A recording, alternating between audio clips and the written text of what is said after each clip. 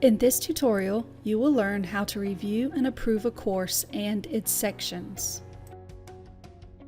Once you log in, select Administration from the main navigation menu. Under the Applications menu, choose Course Approval Administration. Choose Submitted Courses from the menu on the left. Locate the course to review and select Review from the drop-down menu. Select the Review Course button and scroll down to review the course contents. You'll see at the top of the course information is a blue hyperlink document called GCS Rubric for Measuring Quality Professional Learning.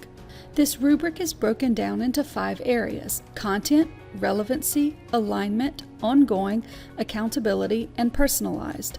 All GCS professional learning opportunities must meet the minimum expectations that are identified by the shaded boxes in the Yes column. You can download or print the rubric if needed, but it will always be located on every course page to be approved. Once you have reviewed the course, scroll up to the top and select Approved or Denied. If you deny the course, enter comments as to why and click Save. Next, you will need to review each section.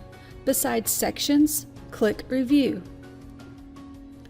Review the section details and then click Approved or Denied. If denied, let the creators know why by entering comments in the comment box and clicking Save. If there is more than one section in the course, you can click the plus button to drop down the additional sections.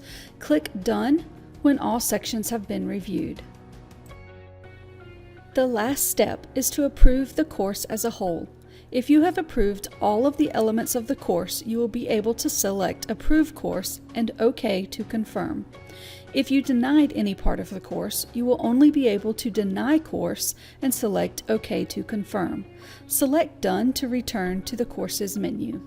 Once you approve a course, it will be sent to the Professional Learning Office to be approved at a second level.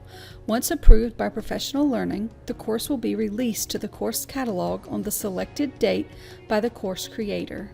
For any courses that you deny, they will be returned to the requester for any necessary revisions to be made. This concludes the tutorial for approving a course in Performance Matters. For more information, click the question icon in Performance Matters, navigate to PD, and Course Approver. Please let us know if you have any questions.